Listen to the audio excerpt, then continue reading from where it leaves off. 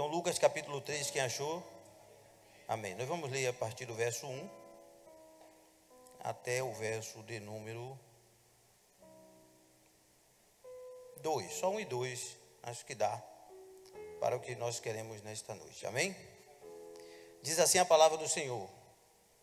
E no ano 15 do império de Tibério César, sendo Pôncio Pilato presidente da Judeia, e Herodes tetrarca da Galileia, e o seu irmão Filipe tetrarca da Itureia, e da província de Tranconites e Lisânias, tetrarca de Abilene, sendo Anás e Caifás sumos sacerdotes. Leia a parte final do verso 2 vocês.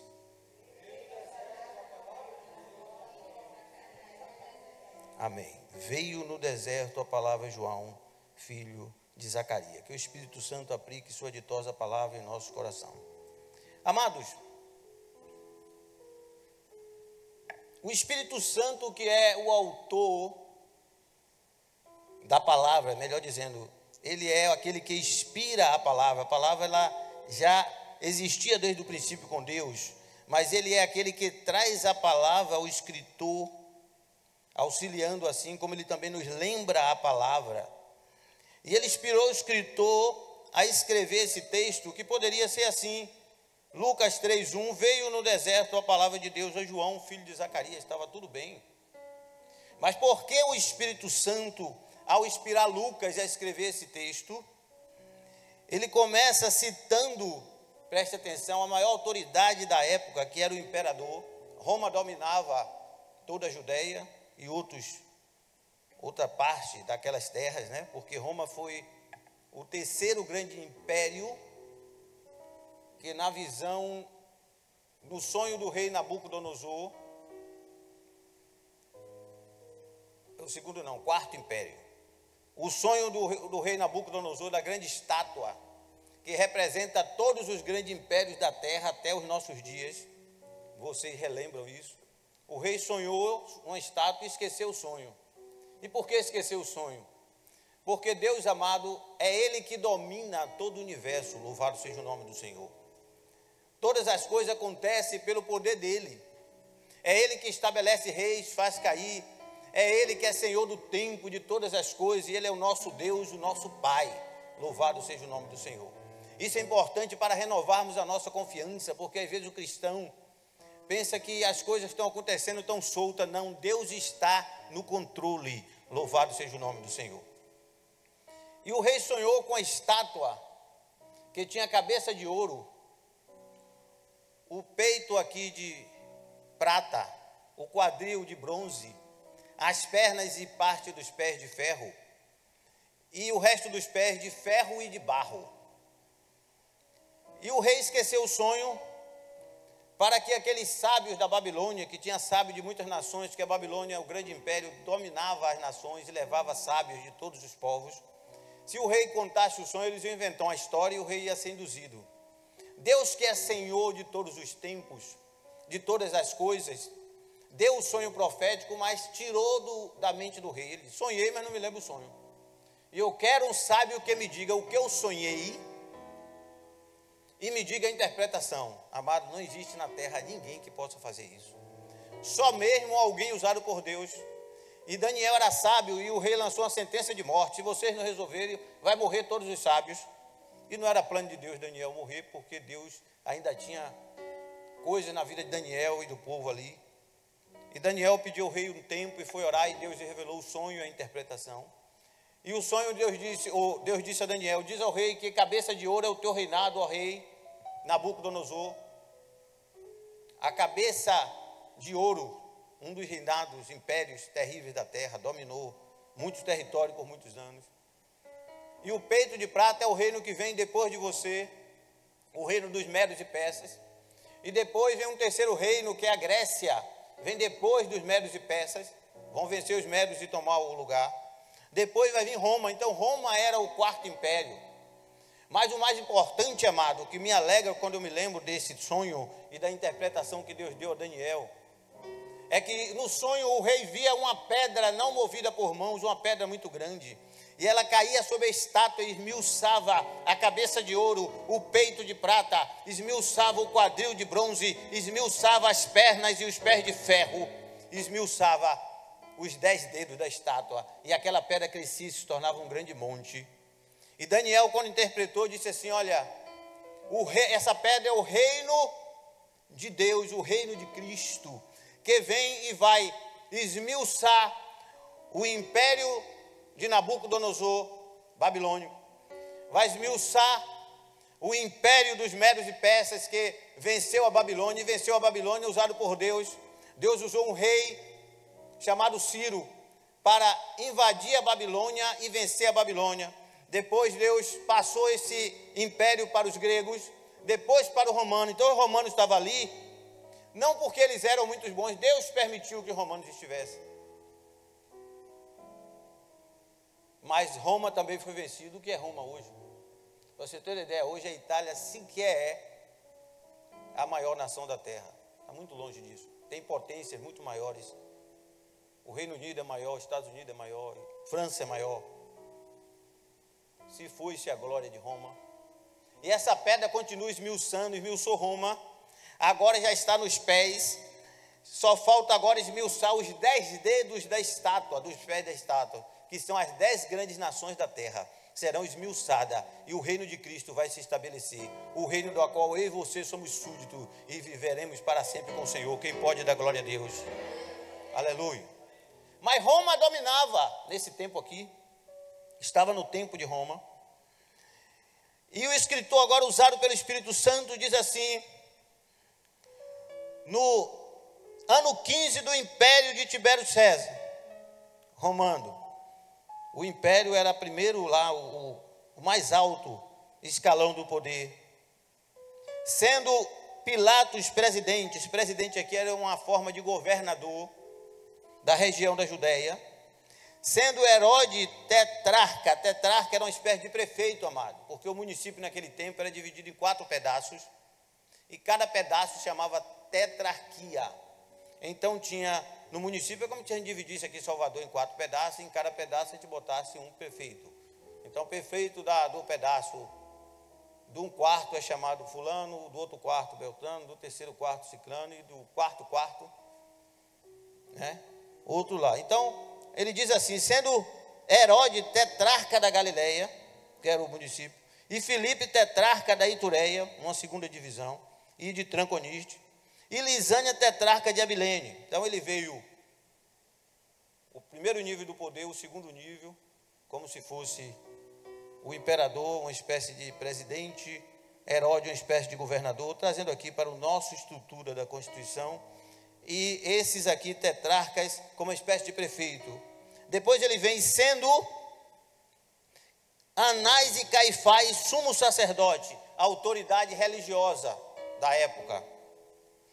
Aí agora ele diz: veio a palavra de Deus a João no deserto. Isso faz todo sentido, amado. O que o Espírito está dizendo, que a palavra de Deus, que é a maior força do universo, nada é maior do que a palavra. Há um salmo que o próprio Deus inspirou, o Espírito Santo inspirou a Davi, dizendo que ele: exaltarei a minha palavra acima de todo o meu nome, diz o Senhor. A palavra de Deus, que é Cristo. A palavra de Deus que o apóstolo João escreveu: no princípio era o verbo, e o verbo estava com Deus, e o verbo era Deus. Todas as coisas foram feitas por ele, nada do que foi feito sem ele se fez. E o verbo se fez carne e habitou entre nós.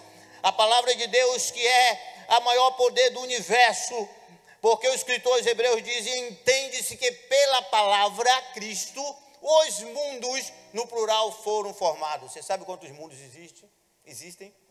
Os cientistas agora, com os telescópios de última geração, o telescópio agora que está aí dominando, ele é mais potente, não sei quantas vezes, do que o Hubble.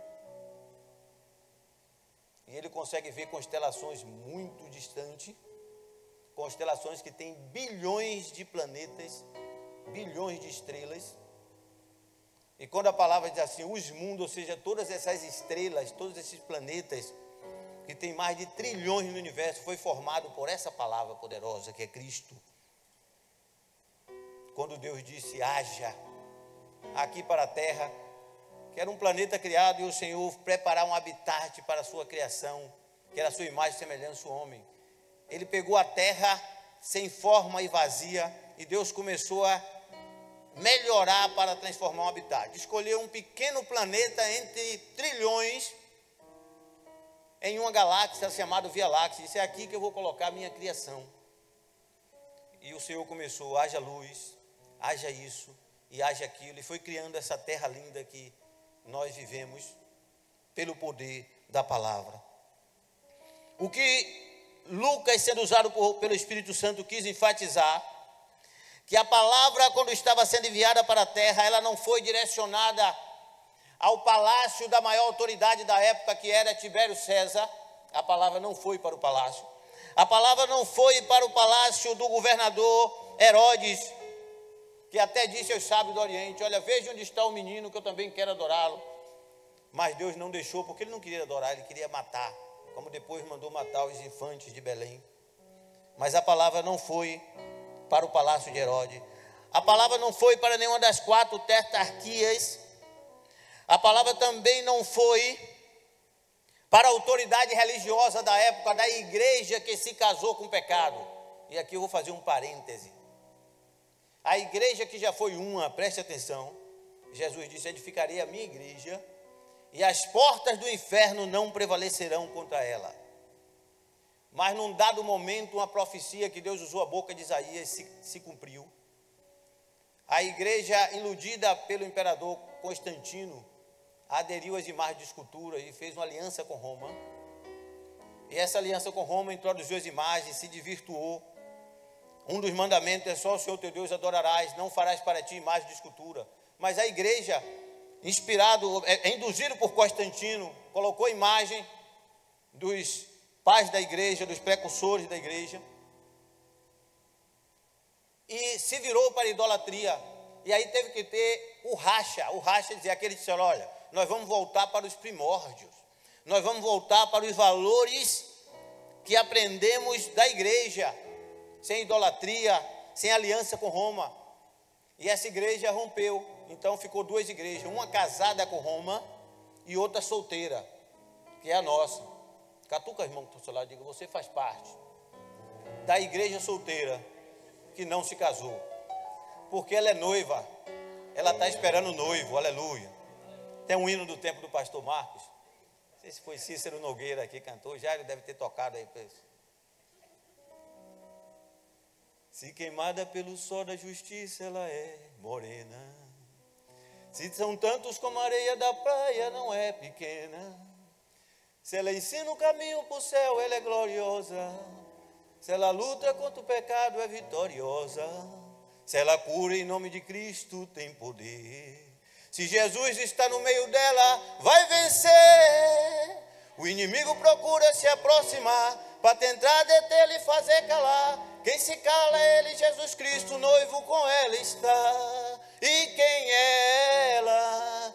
O que ela faz? Rebeca de Isaac, noiva do Cordeiro, que proclama paz. E quem é ela? O que ela faz?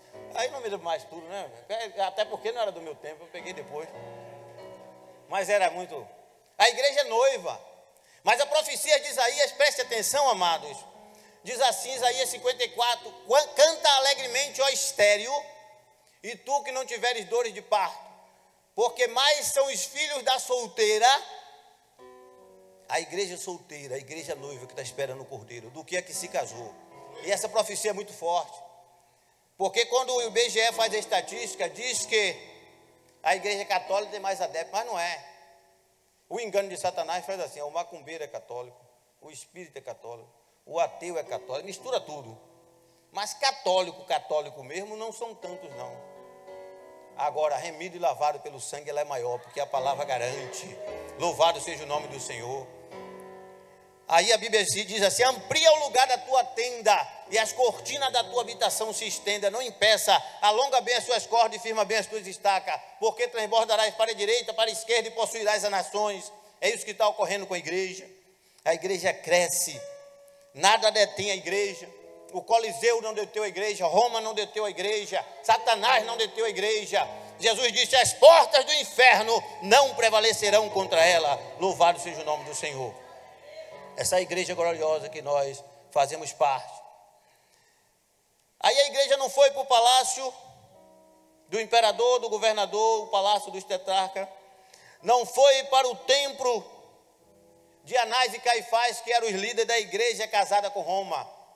Esse Anás e Caifás foram os sumos sacerdotes que, junto com Roma, fez o acordo para prender Jesus e matá-lo. A igreja, a palavra não foi para eles.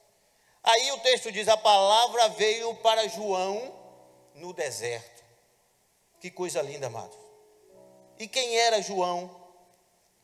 João Batista, segundo a palavra de Deus, era precursor da primeira vinda de Cristo.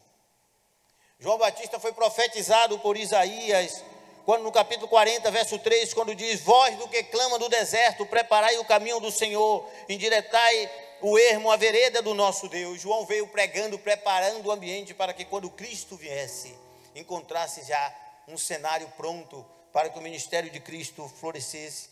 Por isso que João disse: eu vos batizo com água, Mateus 3,11, para arrependimento. Mas aquele que vem após mim, do qual não sou digno de desatar as alparcas, ele vos batizará com Espírito Santo e com fogo. Louvado seja o nome do Senhor. E quando Jesus ali se aproximava do Jordão, João teve seus olhos espirituais abertos, e ele viu o Espírito Santo descer sob forma corpórea de pomba sobre Jesus. E ele exclama para todos que ali estavam no Jordão: eis o Cordeiro de Deus que tira o pecado do mundo. Aleluia. João cumpriu o seu papel. João foi o precursor. Precursor é aquele que vem antes de alguém para anunciar aquele que vem. João veio anunciar a Cristo na sua primeira vinda. E eu quero pregar nesta noite sobre o tema precursora da segunda vinda de Cristo. Amém, irmão Raíssa? O tema já está dando uma ideia, né? O tema agora: João foi precursor, que era masculino. Igreja é substantivo feminino. A igreja é precursora da segunda vinda de Cristo. O papel da igreja, amado, é avisar este mundo que Jesus, que veio uma vez, nasceu de uma virgem, numa manjedoura, num local humilde, cresceu, teve um ministério meteórico, relâmpago de 3 anos e pouco, mas ele fez coisa, como disse João, que não pode caber nos livros.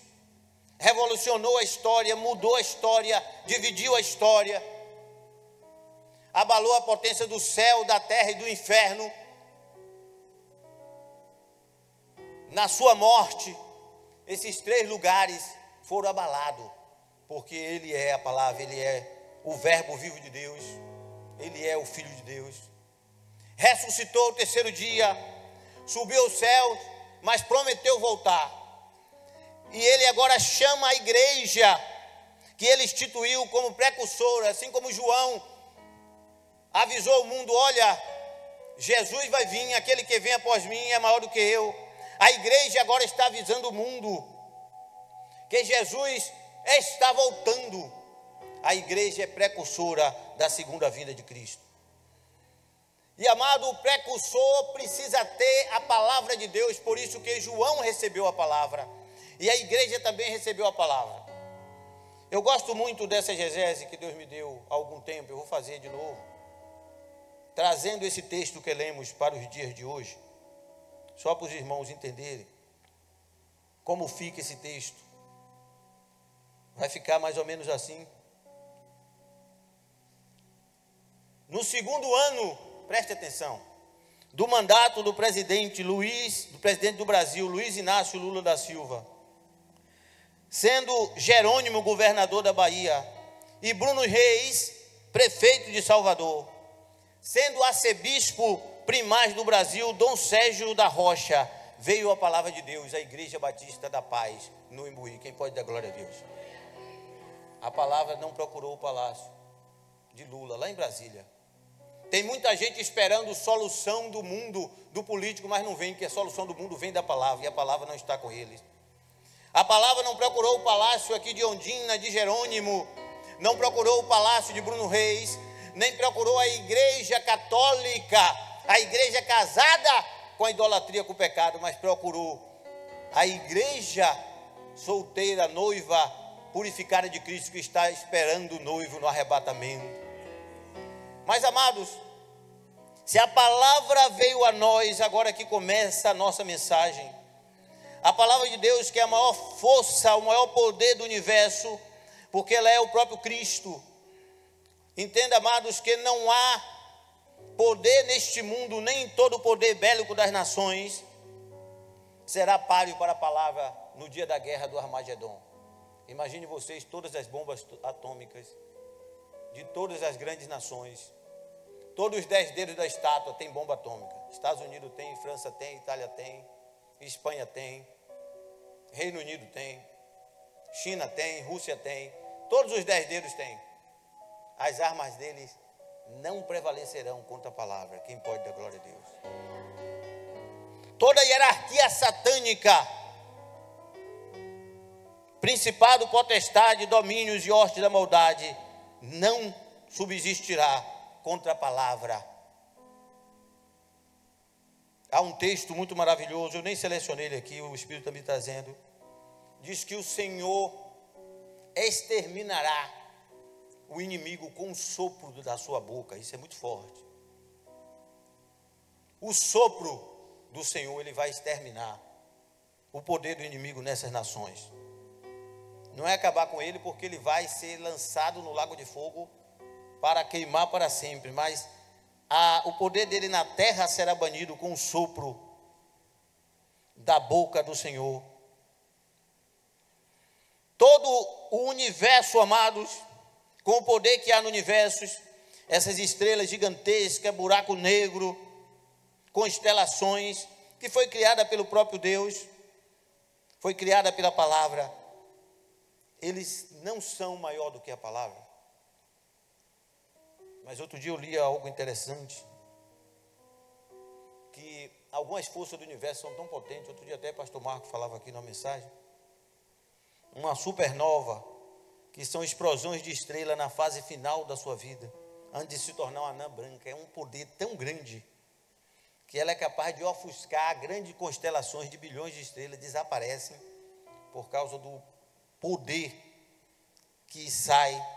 Um pesquisador disse assim, que se tivéssemos uma explosão de uma supernova, numa distância, por exemplo, que o Sol, ele diz até que o Sol um dia se tornará uma supernova, o Sol é uma estrela, na posição que tem o Sol, e explodisse no final de uma vida desse astro, boa parte da camada de ozônio que tivesse virada para onde vem um raio, seria exterminada, boa parte da Terra. Mas todo esse poder foi criado pela palavra e não se opõe à palavra. Pelo contrário, a palavra diz que os céus manifestam a glória de Deus, o firmamento anuncia as obras das suas mãos. A morte, amados, não pode prevalecer contra a palavra. A Bíblia diz que a palavra já venceu a morte, quando disse: onde está a morte, o teu aguilhão? Onde está a morte? A tua força. O aguilhão da morte é o pecado, e a força do pecado é a lei. É esse versículo que os torcedores do Bahia não gostam, viu? Mas graças a Deus que nos dá vitória, por intermédio de nosso Senhor Jesus Cristo. Amém, amado? Mais brincadeiras à parte. Essa palavra que não foi enviada às autoridades, não foi enviada às autoridades religiosas também, ela veio para nós, igreja, com uma finalidade. Esse poder extraordinário que é do céu, que criou o universo, habita num ser como nós, como pregou aqui a irmã, a pastora de Sergipe, um tesouro em vaso de barro. Diga a pessoa à tua direita, à tua esquerda: você tem a palavra, um tesouro na tua vida que é vaso de barro. Aprove a Deus fazer assim, um vaso tão frágil com algo tão poderoso, mas com uma finalidade, amados. A finalidade que a igreja tem, e que tem sido um pouco desvirtuada, mas eu creio que Deus vai trazer a igreja para o centro do seu querer, da sua vontade, como pregou o Tiago aqui de manhã. E quando nós falamos de igreja, amado, não estamos falando da Igreja Batista da Paz, especificamente, a igreja do Senhor na face da terra. Vocês vão entender já por quê. A Igreja da Paz faz parte dessa igreja. Essa palavra poderosa que ela é citada em Apocalipse, capítulo 19, verso 11, quando diz assim: viu o céu aberto e eis um cavalo branco, e o que estava sentado sobre ele se chama Fiel e Verdadeiro, e que julga e peleja com justiça. Os seus olhos são como chama de fogo, sobre a sua cabeça havia muitos diademas, de João no Apocalipse, e tinha um nome escrito que ninguém sabia senão ele mesmo, e estava vestido com a veste tingida de sangue, porque ela morreu, ela se deixou ferir por amor a nós, e cujo nome é o Verbo de Deus, a palavra de Deus. Seguia-nos os exércitos dos céus em cavalos brancos, vestidos de linho branco e puro, e da sua boca saiu uma espada aguda para ferir as nações, e ele regerá com vara de ferro, e ele mesmo é que pisa o lagado, o furor da ira de Deus Todo-Poderoso. E no seu manto, na sua coxa, tinha escrito: Rei dos Reis e Senhor dos Senhores. Jesus, que está voltando com poder, amados, não mais como cordeiro. João apontou: eis o Cordeiro de Deus. Nós estamos apontando o mundo que Jesus vem como juiz. A palavra diz: o Pai a ninguém julga, mas ao Filho deu todo o juízo. E tudo isso aí não ficará impune.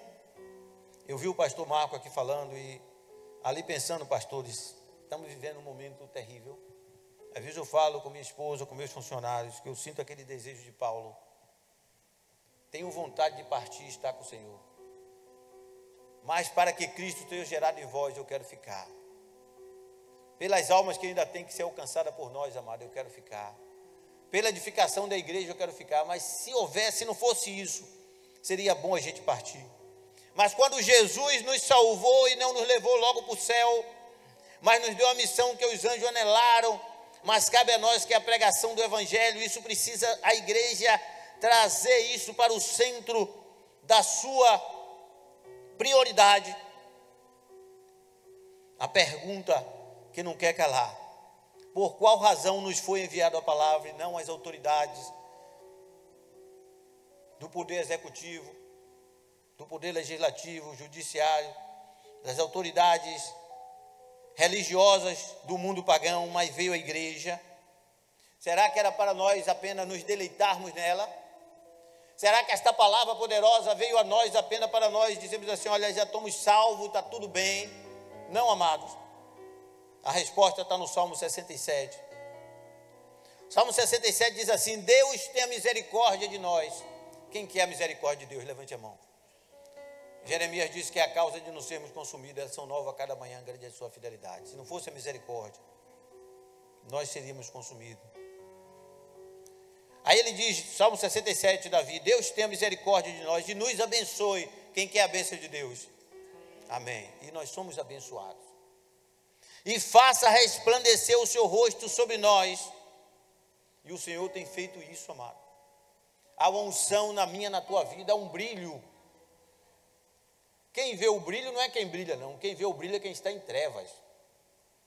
Talvez você, às vezes, é encarado na rua, não sabe porquê, mas o ímpio está vendo algo em você fenomenal, sobrenatural. Quer ver maior? Quem já teve experiência aqui, os pastores, quando a gente está ministrando libertação, o demônio que está na vida da pessoa não consegue nos encarar. Eu sei que todos os pastores aqui já vivenciaram isso, hein, Railson? Tanta aí no interior da Bahia. Ele não consegue olhar para nós. Ele baixa a cabeça, ele fecha os olhos, porque é um poder na nossa vida. O mundo espiritual vê este poder em você. Vê esta graça. Mas tudo isso, o Salmo diz: Deus tenha misericórdia de nós e nos abençoe e faça resplandecer o seu rosto sobre nós. Aí o versículo 2 do Salmo 67, ele diz: para que se conheça na terra o seu caminho e em todas as nações a tua salvação. O poder veio para mim, para você, para sermos instrumento de salvação no mundo. Quem pode dar glória a Deus? Instrumento de salvação.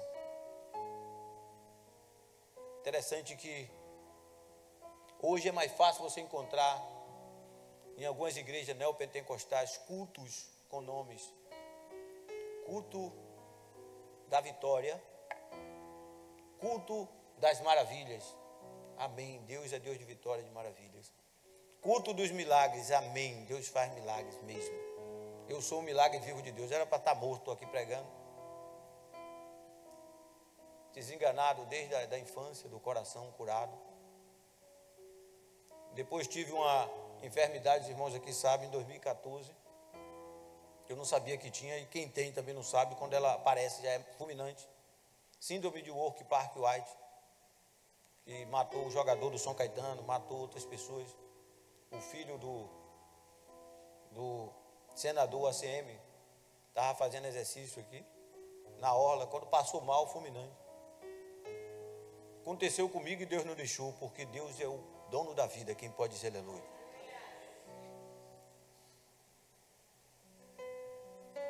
Mas tudo isso, amados,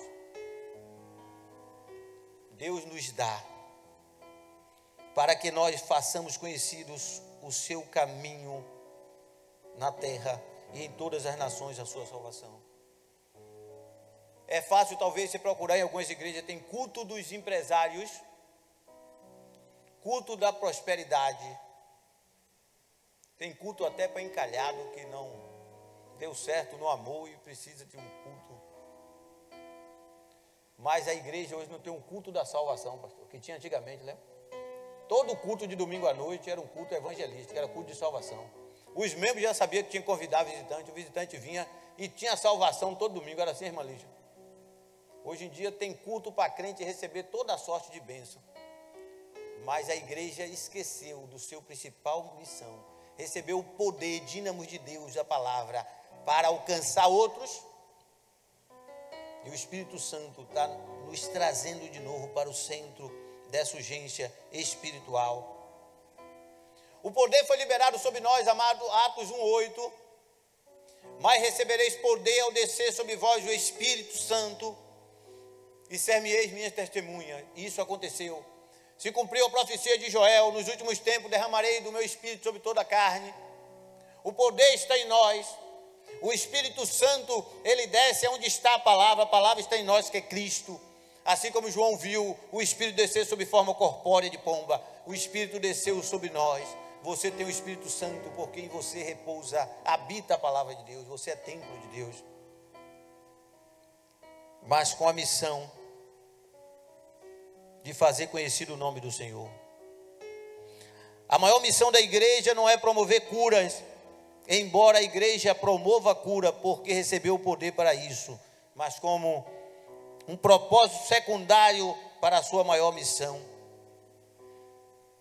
A missão da igreja não é promover soluções de problemas pessoais, físicos, do cotidiano ou espirituais, em diversas áreas das pessoas, embora a igreja faça isso, porque recebeu o poder para isso, mas como propósito secundário da sua maior missão. A missão da igreja não é promover prosperidade, embora a igreja faça isso, porque recebeu o poder para isso, como propósito secundário da sua missão. A igreja não tem como missão, amado, fazer boas obras, embora a igreja faça muitas boas obras, aos pobres, carentes, necessitados, dependentes químicos, presidiários, mas tudo isso como um propósito secundário da sua maior missão. E a missão maior da igreja é levar Cristo aos perdidos. E ao fazer isso, no pacote de bênção, a igreja traz a cura, traz a solução de problema, a prosperidade e as boas obras. Em Isaías 61, a palavra diz: a missão principal de Cristo, que embora nós somos precursores da vinda de Cristo, ele é precursor do nosso ministério, ele veio primeiro. Isaías 61 diz: o Espírito do Senhor, diz Isaías, está sobre mim, profetizando o que Cristo diria quando entrou na sinagoga, Lucas capítulo 4, e foi dado a ele o livro do profeta Isaías para ler. E quando ele leu esse mesmo texto, disse: hoje se cumpriu essa palavra. Isaías profetizou 735 anos antes. O Espírito do Senhor está sobre mim, porque o Senhor me ungiu para pregar boas novas aos mansos. A primeira urgência, pregar boas novas, o evangelho aos mansos. Manso é todo aquele que aceita de bom grado a mensagem salvífica do evangelho.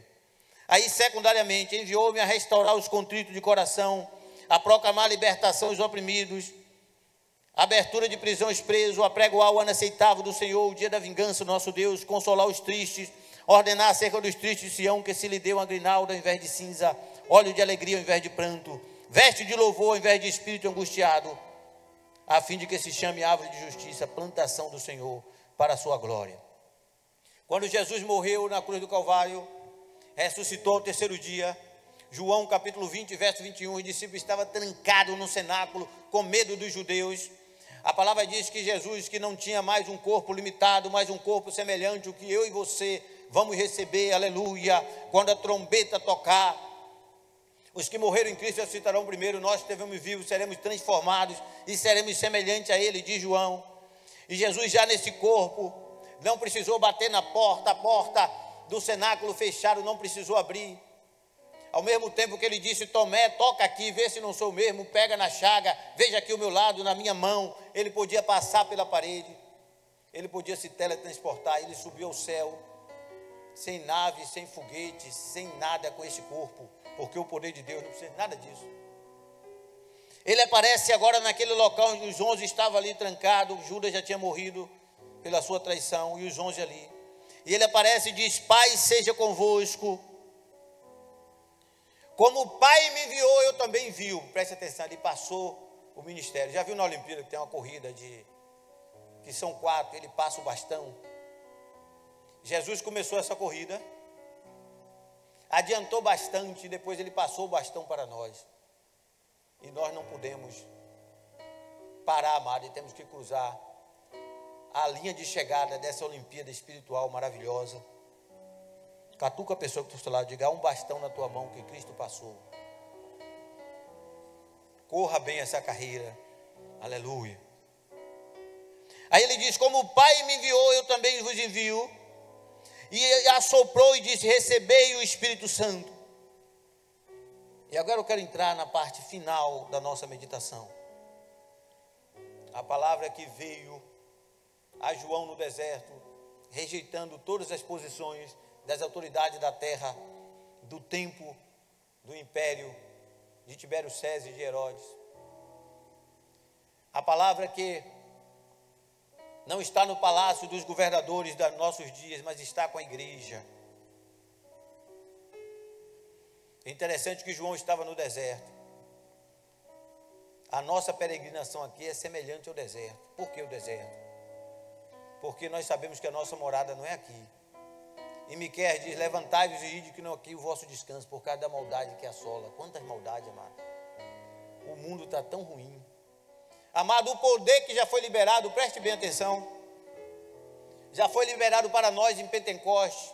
Muitas vezes nós ficamos procurando que o poder comece a vibrar em nós, para nós irmos. Não, o Senhor diz o seguinte, o poder foi derramado sobre vocês, mas o poder é do Senhor. Nós vamos ver o poder quando nós estivermos fazendo a obra. Por isso que Jesus disse, e os sinais seguirão os que creem. Mas o que crê o quê? Crê na pregação, que exerce a pregação. Nós só vamos ver enfermidade sendo curada quando nós estivermos no desafio da pregação e tivermos uma situação que o nome do Senhor precisa ser glorificado. Nós só vamos ver morto e ressuscitado quando nós estivermos na pregação. E a situação ensejar a necessidade do Senhor ressuscitar um morto para que o nome dele seja glorificado e muitos creiam. Às vezes nós ficamos na retaguarda. Quando o Senhor quiser, não, o Senhor mandou nós irmos. E aí eu quero falar em 4 formas de pregarmos o Evangelho. Pela ordem. E nós vamos falar de 4 formas. Talvez você nem saiba que algumas formas você já faz, mas você faz. Mas eu quero já alertar, amado, não é para dizer assim, eu já faço essa, já faço aquela, então não preciso fazer aquela outra não. Não. Todas as 4 é para todos nós fazermos. Não é para acharmos assim, ó, como diz, né, pastor? Aquele é para o departamento de evangelismo. Não existe. Departamento de evangelismo é a igreja toda. Toda a igreja. Primeira forma de pregarmos o Evangelho, pelo nosso testemunho. Em Hebreus 12:1 diz: portanto nós também, pois que estamos rodeados por uma grande nuvem de testemunha, deixemos todo embaraço e todo pecado que tão de perto nos rodeia e corramos com paciência a carreira que nos está proposta. Você está rodeado por grande nuvem de testemunha. E há pessoas que pensam assim: uma grande nuvem de testemunha é os meus vizinhos lá de casa, é os meus familiares, amém, também. É as pessoas distantes do seu trabalho, as pessoas que você, da sua escola, faculdade, amém, também. Mas essa nuvem é muito maior. Essa nuvem, ela é também espiritual. Você está sendo observado por demônios. Você está sendo observado por anjos. E você está sendo observado pelo Pai, pelo Filho e pelo Espírito Santo, que são oniscientes e onipresentes. O diabo não é. O diabo, ele tem uma boa rede de informações. Por isso que quando o crente não anda com a vida no altar e quer expulsar demônio, muitas vezes é envergonhado, porque Satanás, mesmo não sendo onipresente, ele comunica muito bem. Os 7 filhos de Sevas, que eu diga, né, pastor? Que nem convertido era, mas achou bonito o que Paulo fazia. E viu um endemoniado e disse assim: endemoniado, esconjuro-te, em nome do Jesus que Paulo prega, que você saia dele. O demônio disse: olha, é o seguinte, Jesus eu sei bem quem é, e Paulo também. E vocês quem são? Diz o texto sagrado que o endemoniado foi contra ele. Eles eram 7, todos os 7 saíram nus e feridos por um só, porque o mundo espiritual te conhece. Eu já ouvi vários testemunhos, vocês também, de pessoas que tentaram fazer trabalhos envolvendo túmulo de cristão, e o diabo disse: não, nós não temos autorização de mexer aí. Um testemunho que eu ouvi de um homem satanista, que se preparou um ano para um trabalho muito importante, que envolvia muito dinheiro, porque isso é mais comum, viu, amado, do que o que vocês pensam, viu? Tem pessoas que pagam caro para pessoas fazerem trabalhos terríveis, por fama, por posições, por dinheiro, pela morte de outro. E ele se preparou, e quando chegou no dia certo, o cemitério que ele escolheu ficava no local que, em um morro próximo acima, tinha uma casinha. E quando ele chegou para fazer o trabalho à noite, já meia-noite,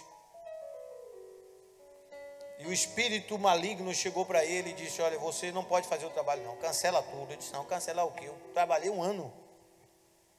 Um pastor de um grupo que eu participo contou isso, um grupo da internet. Disse: não, eu trabalhei um ano para isso, hoje é o dia, está tudo certo, cumpri todo o protocolo, dei tudo que você pediu. O diabo disse: não, está tudo cancelado, não vai fazer, vai ser outro dia, talvez outro lugar. Ele disse: não, vai ser aqui. Esse pastor não vai fazer. Por que eu não vou fazer? Está vendo aquela casinha lá em cima? Ali mora uma crente. E o Deus dela revelou a ela, e ela está orando. E a atmosfera aqui em cima está tudo de fogo, não passa nada, ninguém consegue descer. E aquele homem se converteu. Ele disse: ó, se o Deus daquela senhora ali é tão poderoso, eu vou romper com vocês, eu agora quero servir ao Deus dela. Louvado seja o nome do Senhor. Amém, amado? Mas isso é muito sério. Nós estamos cercados por grande nuvem de testemunha. E aí a palavra diz: deixe todo embaraço, todo pecado. Ou seja, estamos vivendo uma época no mundo de muito escândalo, amado, envolvendo o evangelho. A internet é um braço direito de Satanás. Tem gente ganhando dinheiro da Google, ganhando dinheiro do YouTube, de like, para pegar escândalo do evangelho e botar na internet, para mandar para mais lugares. É uma maledicência cibernética, por dinheiro. Uma coisa acontece na Irlanda, na África, o cara bota para o mundo todo. Acontece no Brasil, ele bota para o mundo todo, achando que está fazendo bem. Ele está semeando contenda, mas o mundo está assim, e o cristão tem que vigiar. Pregamos com o nosso testemunho, com o nosso viver, amados, porque por mais que a gente não a perceba, estamos sendo observados pelo mundo espiritual, por pessoas físicas. Veja o exemplo de 2 Reis 4:9. Eliseu passava sempre em Sunem. Eliseu não observava, mas havia um casal ali, de uma mulher sem filhos, que com seu esposo, a Bíblia diz que ela era uma grande mulher naquela cidade. E ela disse ao marido: vejo que esse homem que passa, não é todos não, esse, se referindo a Eliseu, é um santo homem de Deus. E no coração dela gerou um desejo: vamos, toda vez que ele passar, a gente chama para ele se hospedar aqui. Uma vez eu entrei numa dessas grandes torres de Salvador, torre empresarial. Estava no elevador, tinha algumas pessoas, eu entrei também. E o elevador começou a subir, parou no andar, saiu algumas pessoas, foi diminuindo. Daqui a pouco ficou eu, uma moça e mais uma pessoa. E a moça olhou para mim e disse assim: você é pastor Daniel? E eu não conhecia aquela moça. Disse: sim, sou pastor Daniel. Eu disse: eu te conheço, sim. Agora imagine se eu tivesse com gaiatice, se eu tivesse me portando de forma errônea, achando que não tem ninguém da Igreja Batista da Paz aqui. Então eu posso agir errado, pecaminoso, amado. Estamos sendo vigiados por uma grande nuvem de testemunha. Em segundo lugar, pregamos com a nossa cooperação no corpo. 1 Coríntios 3,8, ora, o que planta e o que rega são um, mas cada um receberá seu galardão segundo o seu trabalho, porque nós somos cooperadores de Cristo. Vós sois lavoura e edifício de Cristo. Amados, somos tudo isso. Cada um de nós somos importantes. E a sua cooperação trabalha para que almas seja ganha para o Senhor. Seu testemunho trabalha. Sua cooperação trabalha. Sua contribuição no gasofilaço trabalha. Talvez você não saiba, não lembra, mas você coloca ali contribuição, parte dela vai parar na África. Porque o pastor ajuda, o pastor Roberto e a esposa que trabalha com menininhos lá, sempre o pastor mostra aqui. Você está fazendo missões na África. Crianças que poderiam estar mortas são resgatadas, são tratadas, são curadas e vão crescer na presença de Deus e podem ser grandes evangelistas que vai ganhar milhões de almas. E quando você chegar no céu, Senhor, por que minha coroa é tão grande? Não, você participou do negócio. Olha que coisa linda. Falamos de dois tipos, vamos para o terceiro, que precisamos chegar no quarto para fechar a mensagem. Pregamos o evangelho pela nossa contribuição. Eu acabei falando, né? Eu falei da cooperação no corpo. Pela nossa contribuição. Paulo escrevendo aos Filipenses diz: todavia fizeste bem em tomar parte da minha aflição. E bem sabeis, ó Filipenses, que no princípio do evangelho, quando parti para Macedônia, nenhuma igreja comunicou comigo a respeito de dar e receber, senão somente vocês. Paulo foi mantido pela igreja de Filipos. E Paulo agradece. E Paulo fez uma obra extraordinária. Mas o quarto, o último e mais importante forma de pregarmos o evangelho é pela nossa pregação. E aí que entra o mais importante que eu quero falar aqui, amados. Jesus disse em Marcos 16,15: ide por todo o mundo e pregar o evangelho a toda criatura. Quem crê e for batizado será salvo, e quem não crê será condenado. E nós precisamos cumprir esse ide do Senhor Jesus.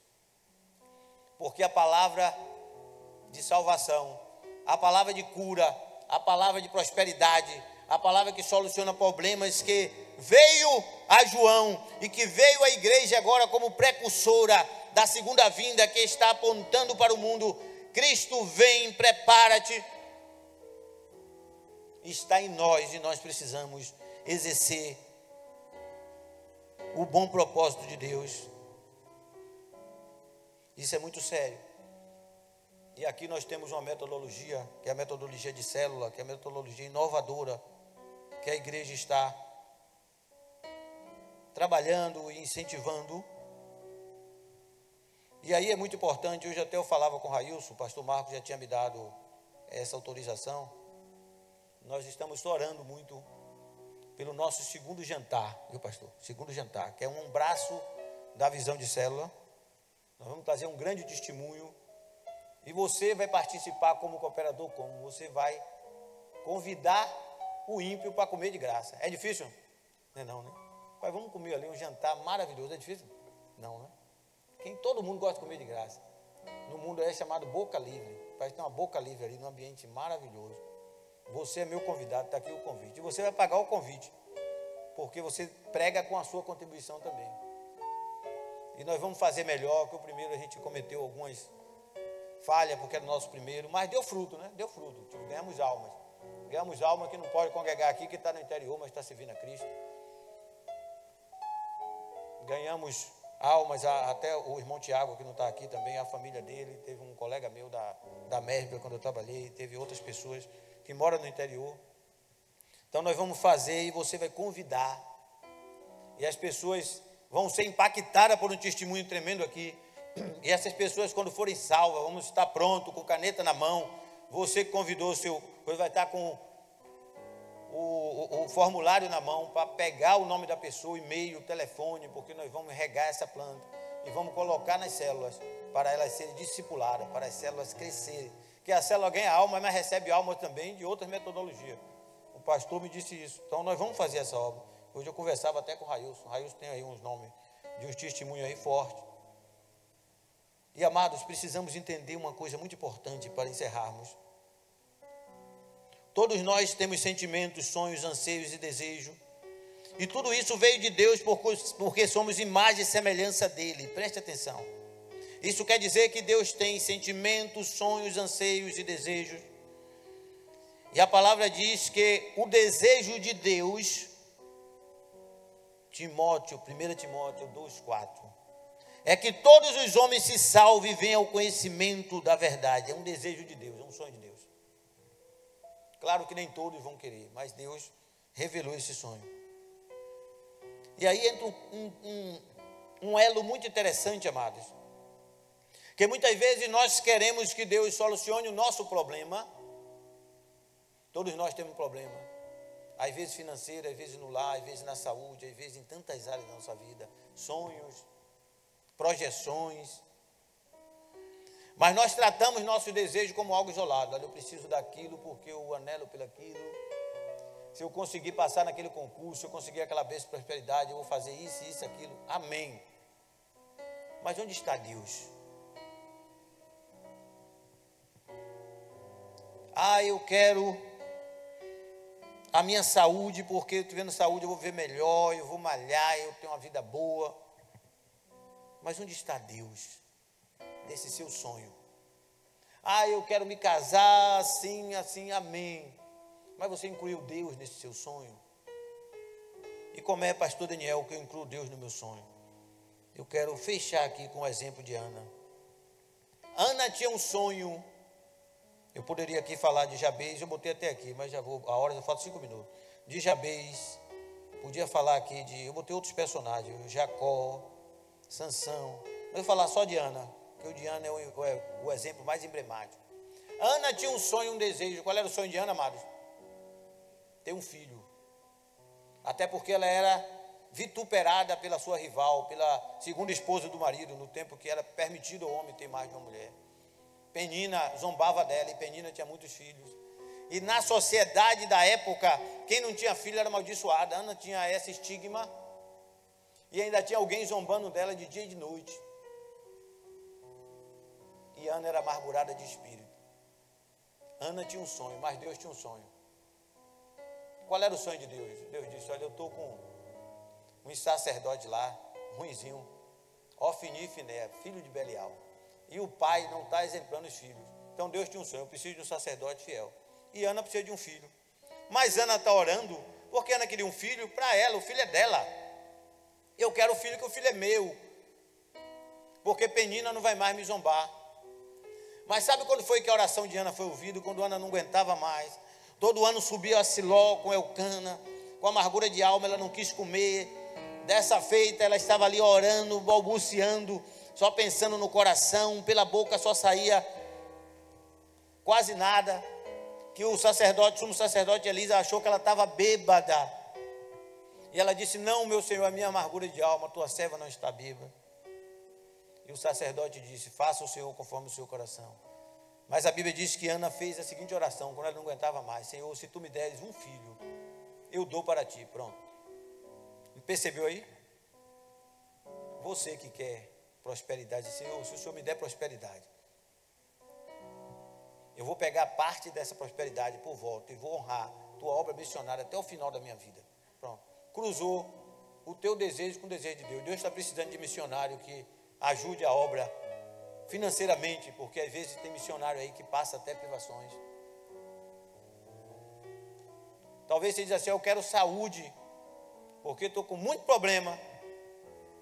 Deus às vezes está precisando de alguém que tenha um ministério de visitação na igreja, que diga assim, pastor, eu quero o seu ministério de visitação.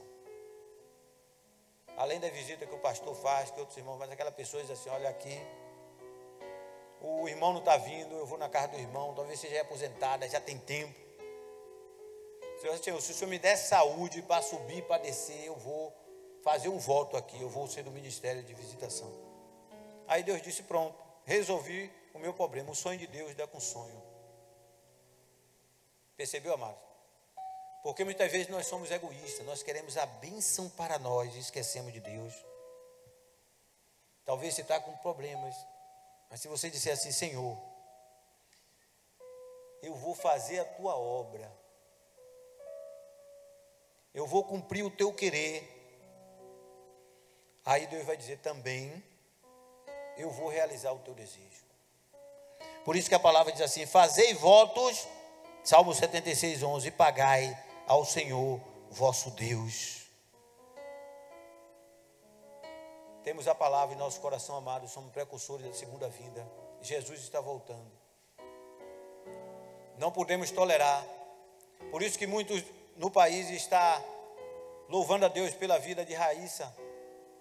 Porque Raíssa, sabendo que todos os holofotes do mundo, e ela sabia que podia perder a medalha, mas ela fez um gesto ali, Jesus Cristo é o caminho, a verdade e a vida, eu não sei fazer na língua do surdo e mudo, e ela mandou a mensagem para muitos lugares no mundo. Deus está precisando de pessoas como Raíssa, os Elias do nosso tempo, que esteja disposto a romper. A igreja não pode se acovardar, amados, romper, para fazermos a diferença, para que vidas sejam alcançadas pelo Senhor. Você que às vezes tem dificuldade, ora ao Senhor, diga, Senhor, traz pessoas sedentas, para que eu fale do seu amor, e Deus vai fazer essa conexão. Assim como ele pegou Eunuco de Candace e colocou no caminho de Filipe. Primeiro ele pegou Filipe e tirou de Samaria, botou no caminho do Eunuco, e o Eunuco vinha passando, e agora Filipe ouviu o Espírito Santo dizer, aproxima-te do carro, o Deus de Filipe é o teu Deus. Às vezes você está numa clínica, está na empresa, num banco, em qualquer lugar, Senhor, eu estou aqui, mas estou ligado com os céus. Traz alguém que está precisando para eu falar do teu amor. E Deus vai trazer e colocar alguém do seu lado, vai puxar a conversa com você. Você vai dizer, é isso mesmo, porque eu orei. E nós vamos fazendo a obra, amado. Vamos fazer a obra. Precisamos nos levantar como igreja, não podemos aceitar isso que o mundo está impondo aí. Isso só vai começar a cair quando nós começarmos como igreja a fazer a diferença, que eles virem o sobrenatural, como viram os profetas de Baal e de Acera, e eles vão dizer, não, com esse povo não dá para brincar, porque hoje o povo de Deus está muito pacífico, mas é uma passividade muito assim, de aceitação, e o mundo chicoteando o nome de Cristo, mas nós precisamos nos levantarmos. Vamos ficar de pé, em nome de Jesus.